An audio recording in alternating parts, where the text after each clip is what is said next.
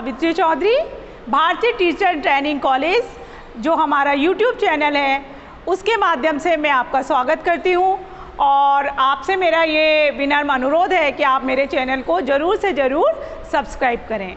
चलिए हम आपका ज़्यादा समय न लेकर इस चर्चा को आगे बढ़ाते हैं। इकाई 7 पर हैं हम, DLED प्रथम वर्ष की हम बात कर रहे हैं और एग्ज़ाम के पॉइंट ऑफ व्यू से जल्दी हमारा पाठ्यक्रम पूरा हो, बच्चों को समझ में आ जाए, ये प्रयास हमारे द्वारा किया जा रहा है। तो इसको सरलता से समझाएं। अभी हमने बात की थी अवलोकन विधि की, अब हम बात कर रहे हैं आपके सामने साक्षात्कार विधि की। तो साक्षात्कार विधि पर हम चर्चा करें उससे पहले ये अति आवश्यक है कि आप इसका एक स्क्रीनशॉट ले लें।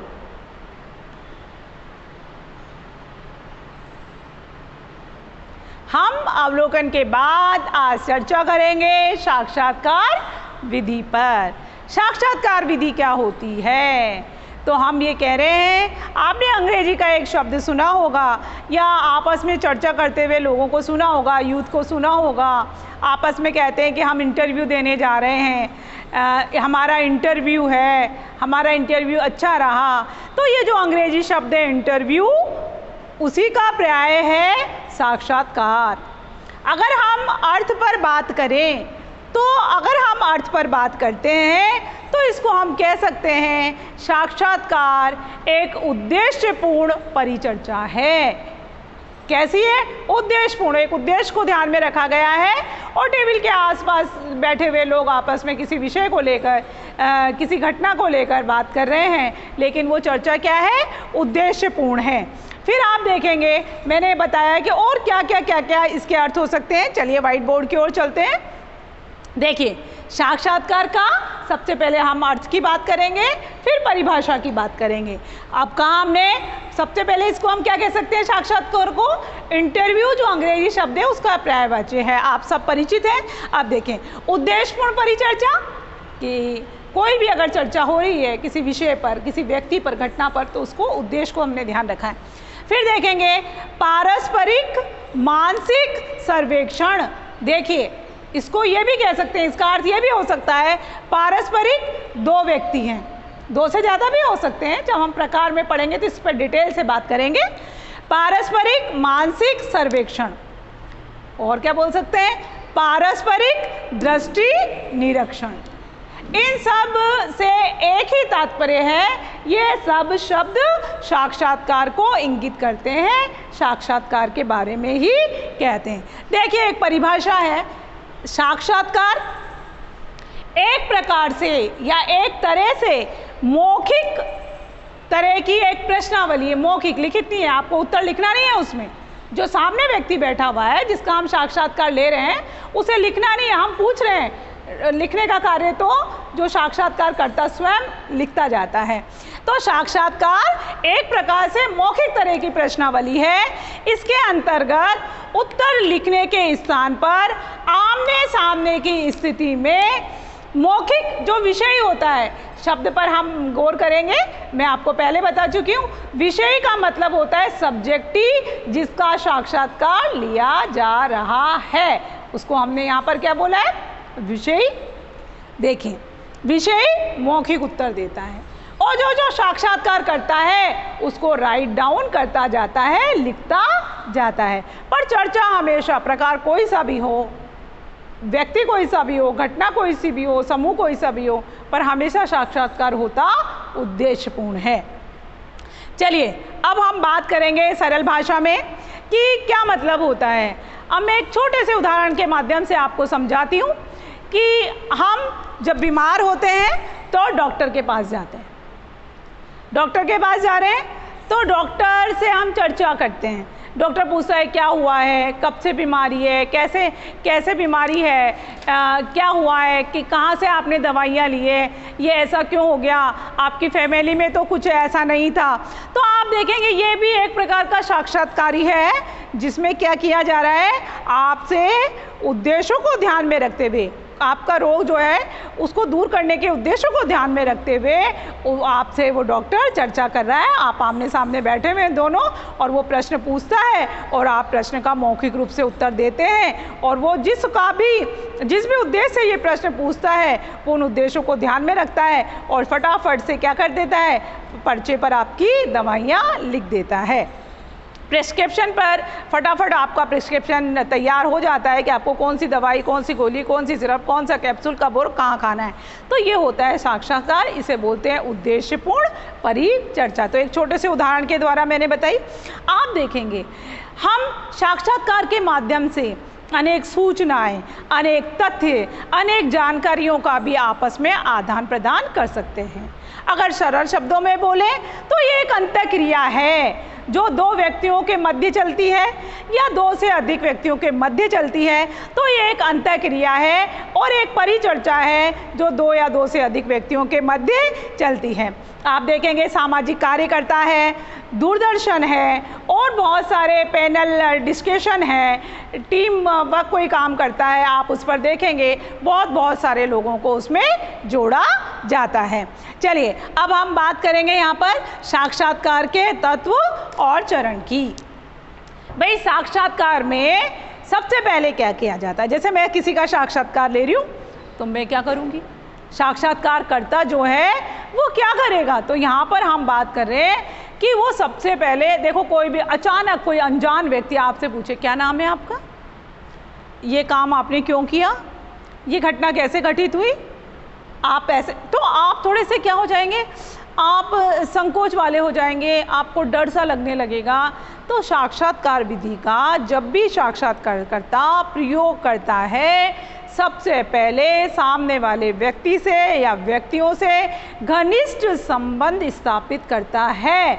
जिसे विषय बोला उससे घनिष्ठ संबंध स्थापित करता है, जिससे उसका आत्मविश्वास जागृत हो जाए, वो बिल्कुल नर्वस ना हो, उसका व्यवहार सामान्य हो जाए। बड़े से बड़े इंटरव्यू में, चाहे वो RS का हो, चाहे वो IAS का हो, अब तो फर्स्ट ग्रेड में नहीं होते हैं, पहले होते थे फर्स्ट ग्रेड के इंटरव्यू। आप देखेंगे सब कुछ लिखा रहता है। या इन बड़े बड़े इंटरव्यूज़ की बात छोड़िए, ये छोटे मोटे जहाँ पर भी हम इंटरव्यूज़ देने जाते हैं, प्राइवेट स्कूल्स में, कॉलेज में, उसके पास रिज्यूमे है, आपका सब कुछ लिखा हुआ है, क्वालिफिकेशन लिखी हुई है, पास आउट आपके मार्क्स या CGPA जितना बना हुआ है वो सब लिखा हुआ है।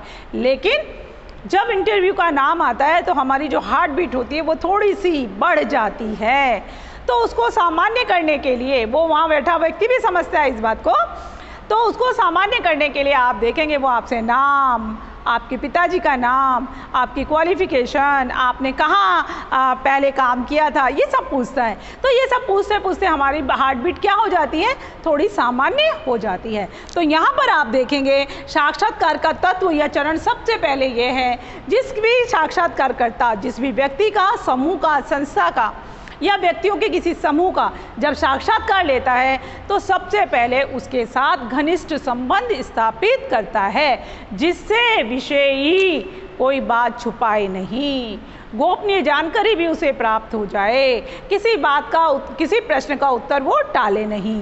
फिर देखें उद्देश्यों का स्पष्टीकरण। जब भी साक्षात्कारकर्ता विषय से बात करेगा, प्रश्न करेगा, तो आप देखेंगे कि उसका पूरा प्रयास रहेगा कि जिस उद्देश्य के लिए उसने साक्षात्कार लिया है उस उद्देश्य की पूर्ति होनी चाहिए उसके माध्यम से। तो उद्देश्यपूर्ण साक्षात्कार होता है। सबसे पहले घनिष्ठ संबंध स्थापित कर लिया, फिर एक आउटलाइंस बना ली, किन किन विषयों पर किस किस तरह से बात की जानी चाहिए, तो उद्देश्यपूर्ण साक्षात्कार हो गया।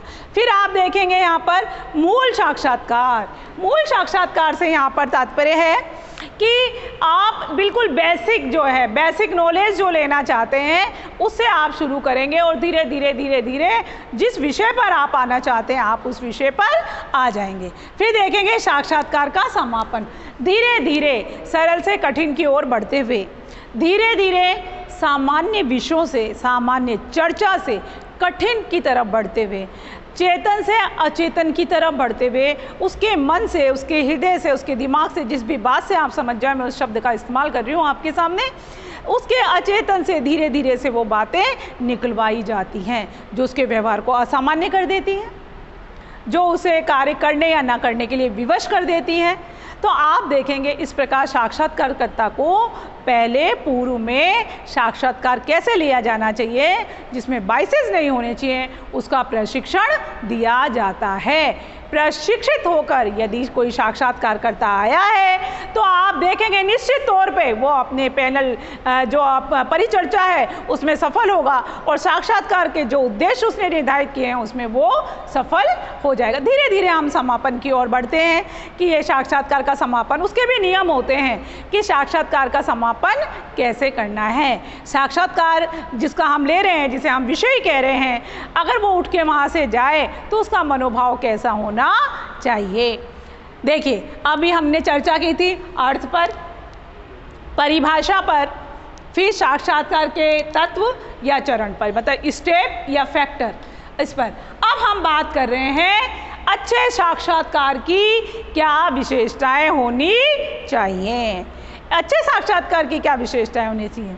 साक्षात्कार का मतलब अर्थ हमने समझ लिया, तात्पर्य हमने समझ लिया, तो हम अब बात कर रहे हैं कि साक्षात्कार में, साक्षात्कारकर्ता में इतने गट्स होने चाहिए, उसको इस तरह से प्रशिक्षित कर देना चाहिए कि वो अपने प्रभाव से गोपनीय जानकारी, साक्षात्कार का जो साधन उसने इस्तेमाल किया है उसके माध्यम से वो क्या कर ले, प्राप्त कर ले। इसलिए साक्षात्कार को गोपनीय तत्वों को प्राप्त करने का, गोपनीय जानकारी को प्राप्त करने का उत्तम साधन माना जाता है। देखिए फिर देखिए और दूसरी क्या विशेषता है।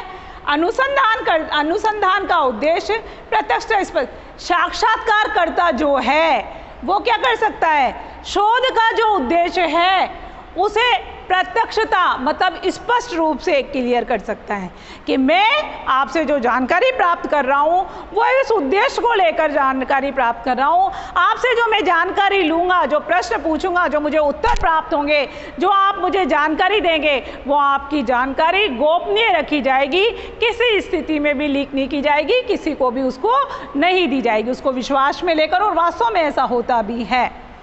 फिर देखिए लेखन की अपेक्षा, मतलब उस बच्चे को वो सामने जो विषय है उसको यदि मैंने प्रश्न दे दिया और उसे कहा लिख, इसकी अपेक्षा क्या है, यहाँ पर क्या विशेषता है। विचार विमर्श को, साक्षात्कार लिखने की अपेक्षा विचार विमर्श को अधिक से अधिक क्या करता है, महत्व देता है।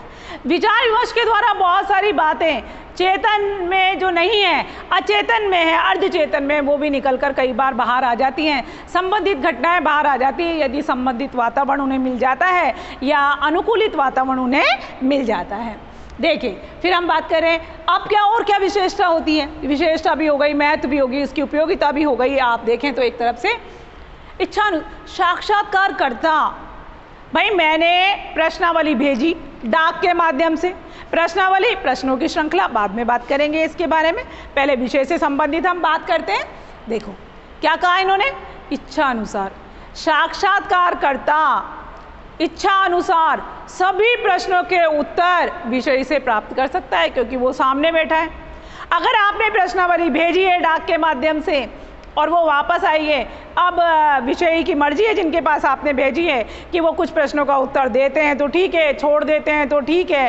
अब आप देखेंगे यहाँ पर ऐसी स्थिति नहीं है, आमने सामने बैठे में ऑन टेबल हमारी बात हो रही है, हमने घनिष्ठता स्थापित कर लिए, उसके सामने उद्देश्य को प्रत्यक्ष कर दिया है कि इस उद्देश्य की प्राप्ति के लिए हमने ये साक्षात्कार आयोजित किया है।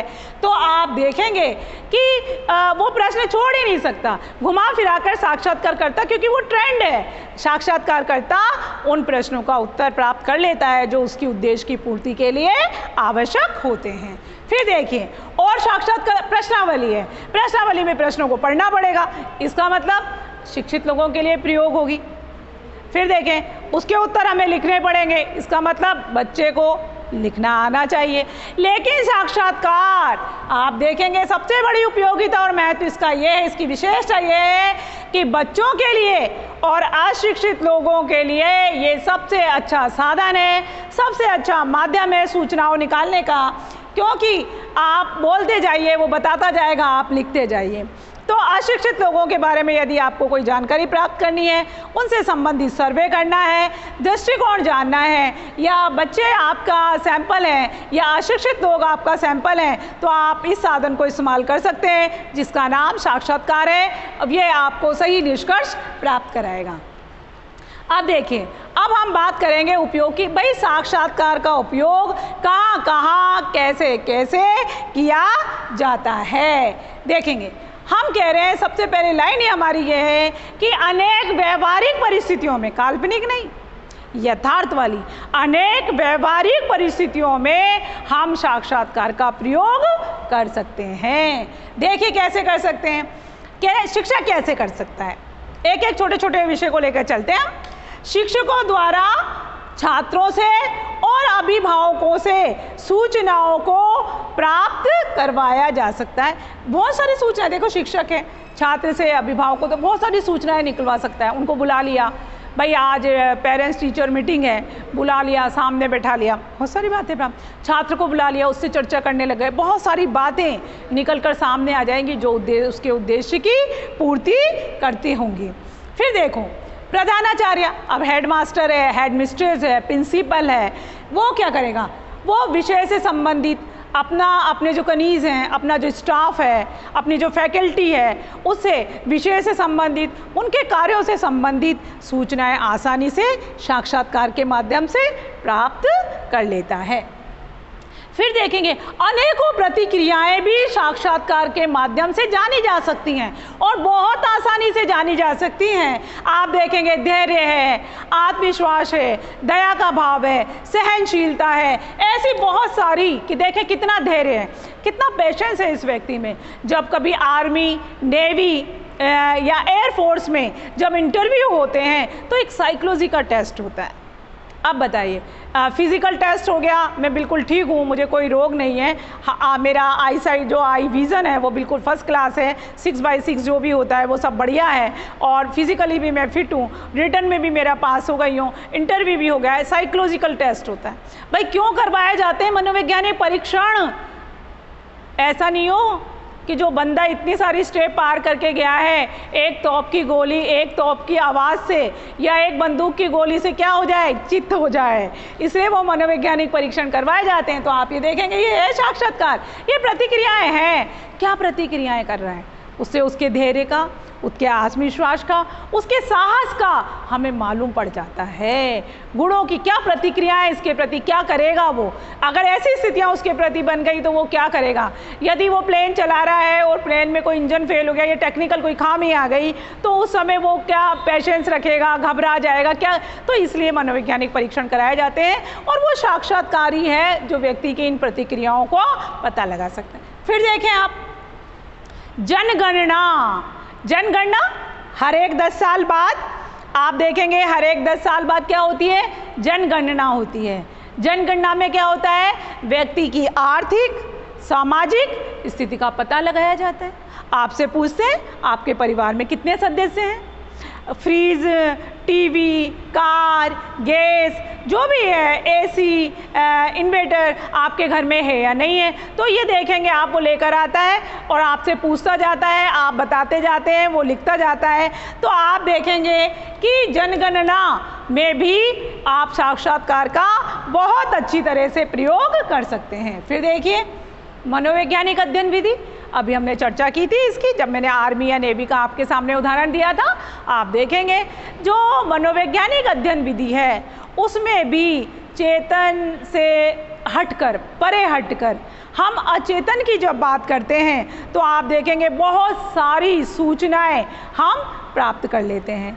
व्यक्ति का एटीट्यूड, अभिवृत्ति किसके प्रति पॉजिटिव है, एटीट्यूड है, तो ये हम मनोवैज्ञानिक अध्ययन विधि से प्राप्त कर लेते हैं कि उसमें मानवीय गुणों का समावेश है या नहीं है, वो अपने संवेगों पर नियंत्रण रख सकता है या नहीं रख सकता, उसकी मानसिक स्थिति कैसी है, आदि आदि प्रश्नों का हम मनोवैज्ञानिक विधियों के द्वारा उसे जान सकते हैं।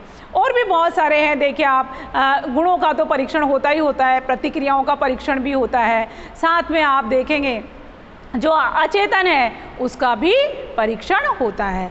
तो ये हम आपके सामने अभी बात कर रहे थे साक्षात्कार की, जो हमारा जो अध्ययन के तरीके जो हमने प्रकरण लिया था, जो हमारी इकाई 7 का था, उसमें हम दूसरे वाले चरण पे हैं अभी, और वो है साक्षात्कार। अब हम बात करेंगे एक चार्ट के माध्यम से आपके सामने, जिससे जब भी आप सैद्धांतिक परीक्षाएं देने जाएं तो आप बड़ी आसानी से साक्षात्कार के प्रकारों को जान पाएं। तो हम अब वापस हम ब्लैक बोर्ड की ओर चलेंगे और साक्षात्कार के कितने प्रकार होते हैं, कैसे उनको डिवाइड और सब डिवाइड किया जाता है, भाग और उपभागों पर चर्चा करेंगे।